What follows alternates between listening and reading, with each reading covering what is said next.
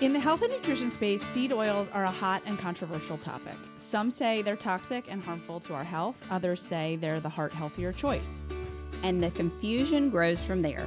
In today's episode, we explain the controversy, explore why seed oils are villainized, what about them is problematic, and share which cooking oils we use at home. Let's dive in. Today's topic makes me feel old. Oh, why? Because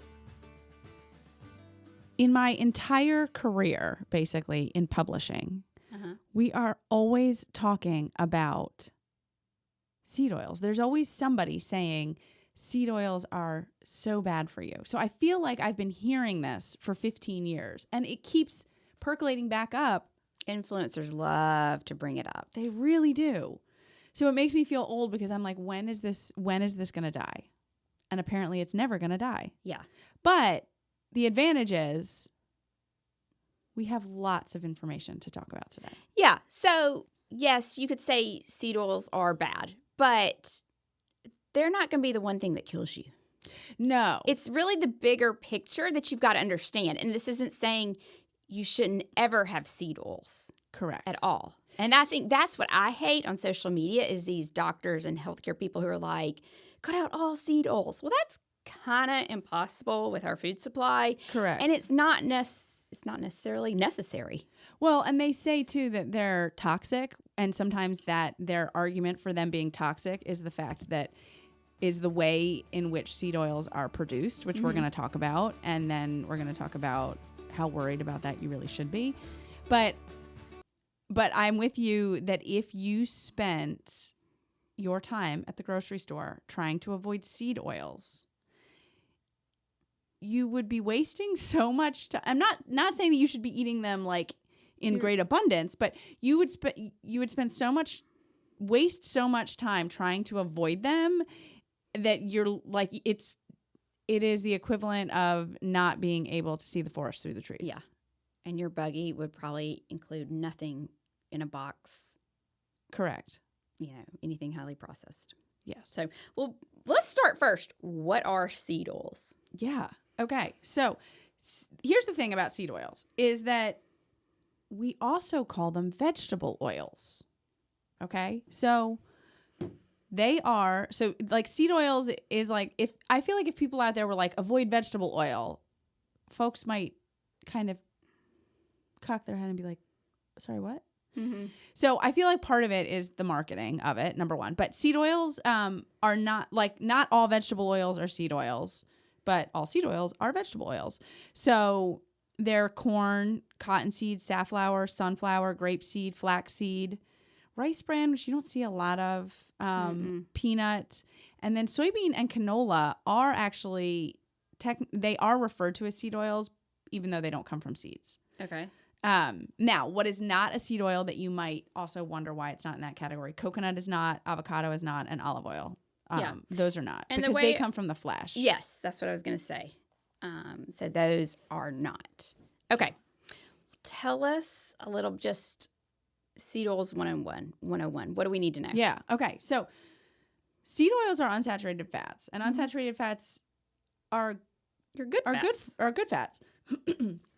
Part of the reason why we're seeing and we'll get into this a little bit more in a minute, but part of the reason why we have so many seed oils in our food supply now is because we were trying to get rid of lard and butter when we went on such a rampage with the saturated fat, cutting it all out. That makes sense. It allowed this influx of seed oils. Yes. Into manufacturers replaced them with seed oils. Yes. And then it got potentially even bigger of a deal when they started pulling out the hydrogenated oils.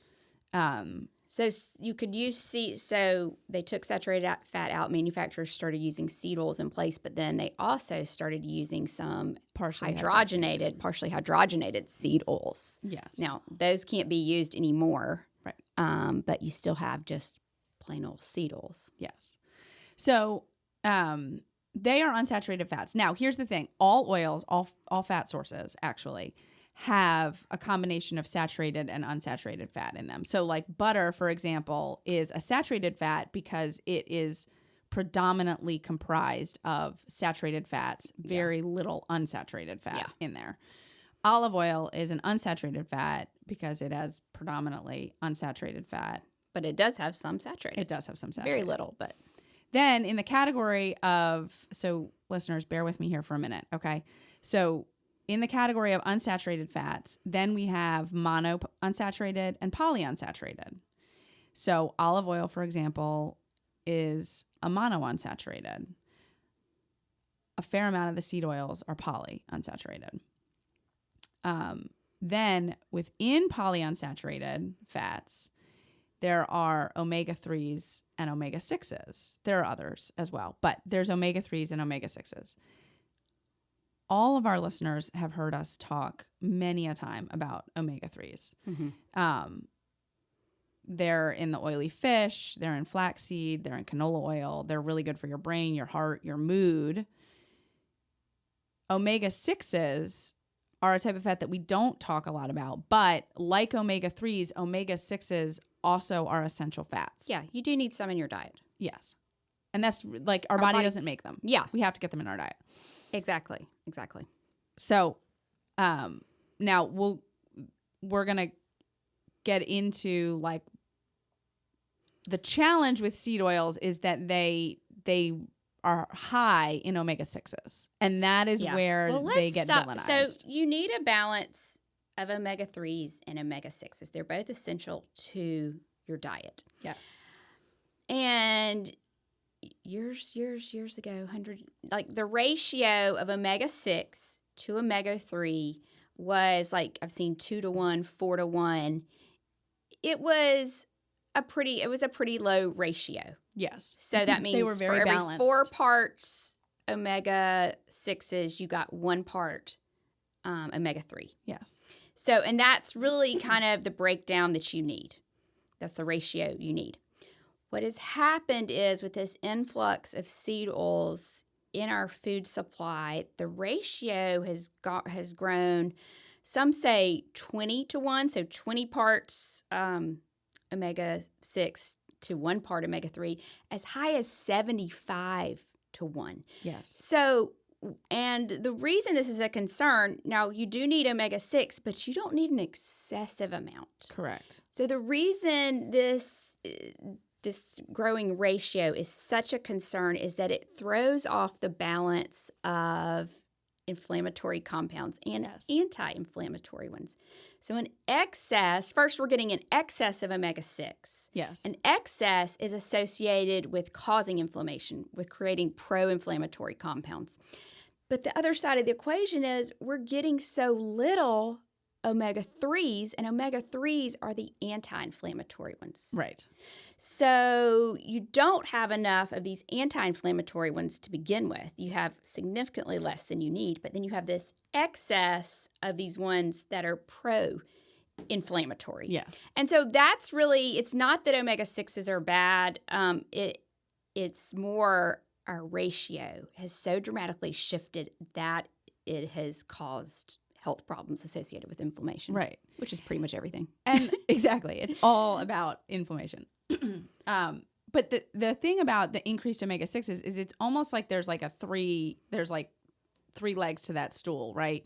So one is that there are so many seed oils in our food supply. Mm-hmm. 2 is we eat a lot more processed foods. Mm-hmm.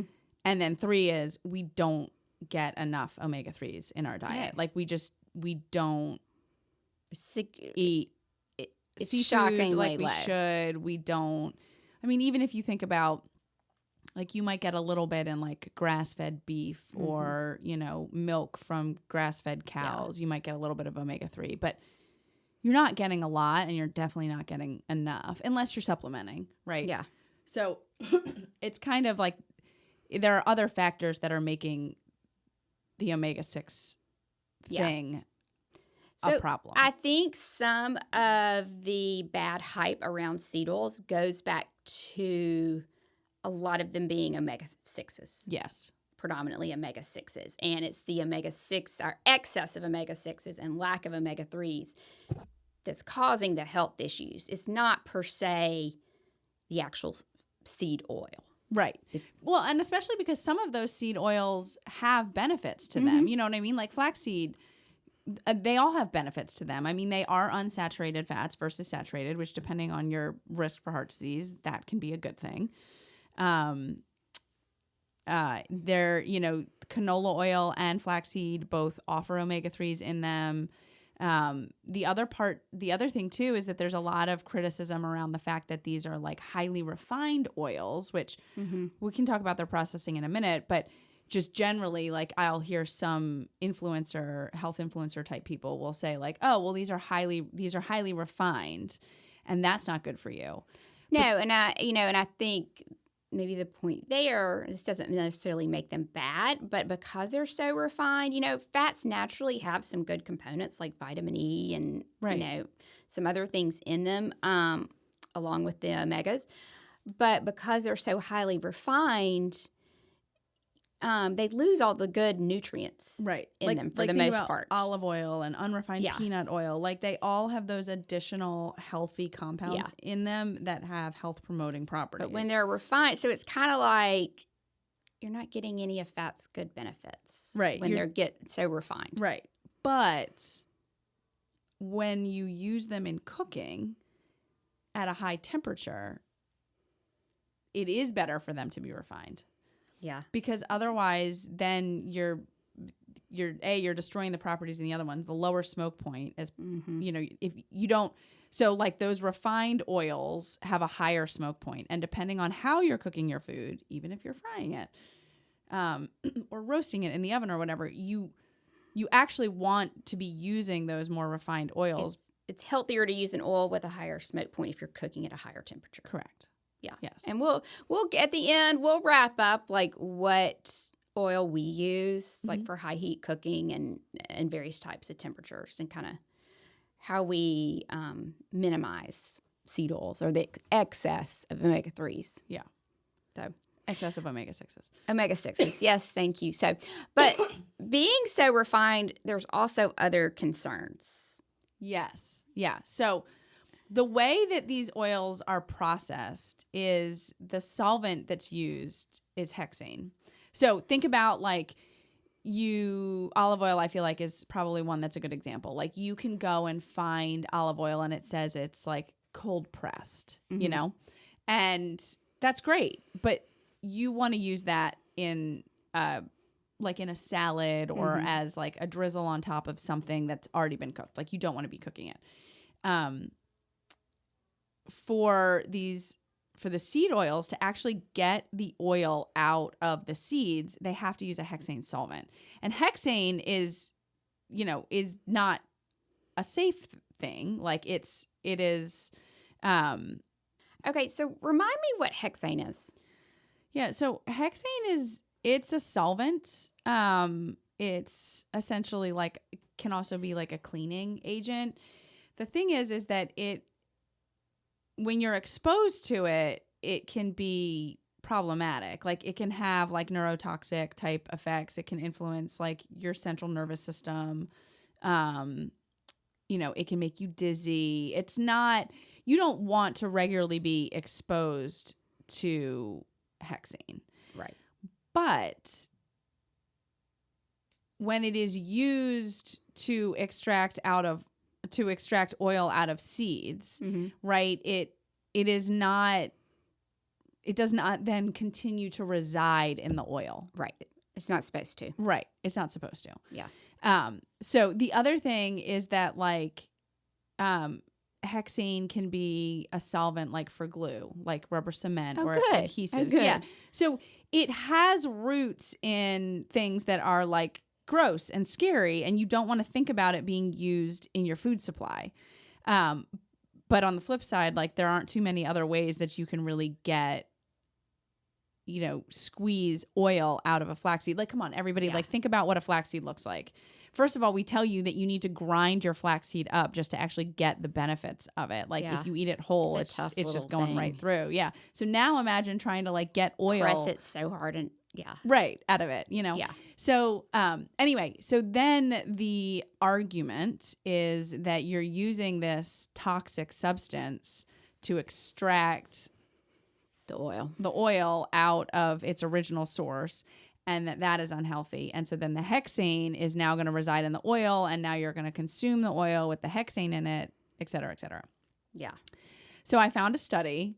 I'm sure there are others, but I found one where they went and they measured the hexane in seed oils. And there were 40 different samples of a variety of oils, and they found that there was a little hexane residue, or there was hexane residue in 36 out of the 40 samples, which is a little alarming. But the levels were much, much, much lower than what in this case, because they used the EU, like European their threshold. Union. Yeah. And it was like their threshold is 1 milligram per kilogram. And then the study, one of the higher levels of hexane was 42 micrograms per kilogram. So significantly less than the 1 milligram that the European Union set. And this says something to me. If it was the FDA saying stay below 1 milligram, I'd be like, we need to stay a lot below that. But the European Union, that's the one I really look to now when it comes to additives and stuff. They take a precautionary approach, whereas with their setting the amounts for chemicals and additives in foods versus the U.S. FDA that is like, let's just see how it does and if it causes any problems. Right, exactly. Yeah, it's fine for now. And then, maybe we'll change our mind in 25 years. Yeah. So this is actually a good news, I feel like, from this study. Yes. Do you? Yes, I do. Yeah. I mean, especially when you look at like the 42 micrograms per kilogram also was like, that was like the highest level. Like there were other ranges that were much lower than that. Yeah. Granted, in an ideal scenario, you don't want any hexane, but this is really significantly below the threshold that the European Union set. Yes, exactly. So anyway, I feel like hopefully now, like, listeners understand, like, this is why they're saying, oh, even just the way that it's processed is unhealthy. Mm-hmm. And the reality is there aren't too many other choices, and if it were cold pressed, you wouldn't be able to use it in the same application. Mm-hmm. And the translation of hexane into the product into the oil is really seems pretty minimal. Nominal. Yeah. Yeah. Yeah. I really, so it's not a straightforward topic, which I think is what some health influencers on social media, they love that when it's not a straightforward thing, and it's because it's easy to confuse consumers. But, I think my big takeaway with seed oils is I need to work on getting more omega-3s in my diet. Mm-hmm. And I need to look at, reducing some of my omega-6s. And one way to do that is buy more whole foods, buy the less processed food. Because if you look at any processed food today, it's got one of these seed oils in it. Oh, yeah. Yeah, like I think about the snack foods that like are rampant in my house. And I mean, you can't buy a cracker without a seed oil in it. Right. You can't totally avoid it. So I think it's, being aware and minimizing the processed stuff when you can, but also upping that omega-3 fat. Right. Because that will recalibrate that ratio, right? And that's kind of to me, the bigger issue here. Exactly. Yeah. Exactly. So Brierley, I use avocado oil when I cook high heat. Now, I use olive oil when I'm doing salads, very low heat. I use avocado for really high heat. I know you can also use coconut oil for high heat. Personally, it's a taste odor thing. I'm not a fan of coconut oil. Yeah. But what do you use for your cooking? So I mostly use olive oil. And I would say my higher heat would be canola, which I'm sure will irritate some people. I've tried avocado, I've tried grapeseed, I've tried coconut, I've tried peanut. And I can find a place for all of them. But from a performance standpoint, canola is the one that I find most consistent for like across the board for what I want to use. Like grapeseed sometimes can get a little tacky. Avocado, I mean, I think I just maybe haven't like honed in on a brand that I like love. Peanut, I just don't always think of it, although refined peanut, I actually prefer unrefined peanut oil because I like the flavor. Coconut, I'm with you. I don't love the additional layer of coconut flavor, and my kids don't. And so then it's like you're tasting coconut oil. I can't. Yeah, it almost makes me a tad, the smell or something like nauseous. Oh, or like I lose my appetite. Yeah. I've dabbled in trying out ghee. I still cook eggs with butter, but I use butter too. But like for ghee with me, I think I just don't go through it fast enough that it worth it. Oxidizes and like gets a little rancid. Yeah. Smelling and tasting to me. I'm kind of happy with butter. So it's probably butter, olive oil, avocado oil for me, occasionally sesame oil because I love the flavor, the taste, and sesame. In certain dishes. Yeah. But yeah. But I'm with you. So I'm butter, olive oil. And I have 2 to 3 different types of olive oil, like in terms of like a extra virgin, and then like a more heat tolerant, and then canola, probably, okay. Yeah. Okay, good to know. Yeah. So that's seed oils. So are they bad for you? I don't think you can say straightforward yes. I would agree. Our usage of them is so high. Of these omega-6 seed oils is so high, and our omega-3s are so low. That's a problem. Yes. That's a bigger issue. Exactly. So there you go, Get guys. back to your omega-3s and just be more aware of like where your seed oils are creeping in. And they're not a scary thing. I feel like influencers love to like make them out to be so scary and bad, and you have to cut them out of every single thing. I mean, that's not possible, right, for them, and not necessarily necessary. Well, the thing too, I think, is there's like a little bit of truth in everything that is said negatively about seed oils. It's just not the whole picture. Yeah. And so that's probably why it continues to perpetuate, and also why they're so villainized. Yeah, I agree. So we hope that answers your questions that you have about seed oils or confusion surrounding them. And we'll talk to y'all next week. Bye. Thank you so much for joining us for the Happy Eating Podcast. I'm Brierley Horton. And I'm Carolyn Williams. If you liked this week's episode, then don't forget to rate and leave us a review on iTunes. And be sure to hit the subscribe button so you'll never miss a new episode. We can't wait to have you back at our table next week for a brand new episode. Bye! The contents discussed in the Happy Eating Podcast, such as advice, studies, text, graphics, images, and other material discussed or presented on the site or podcast, are for informational purposes only. Content is not intended to be a substitute for medical advice, diagnosis, or treatment. Always seek the advice of your mental health professional or other qualified health providers with any questions you may have regarding your condition. Never disregard professional advice or delay in seeking it because of something you have heard on the Happy Eating Podcast. If you are in crisis or think you may have an emergency, call your doctor or 911 immediately. If you're having suicidal thoughts, call 1-800-273-TALK, that's 8255, to talk to a skilled trained counselor at the National Suicide Prevention Lifeline. If you are located outside the United States, call your local emergency line immediately.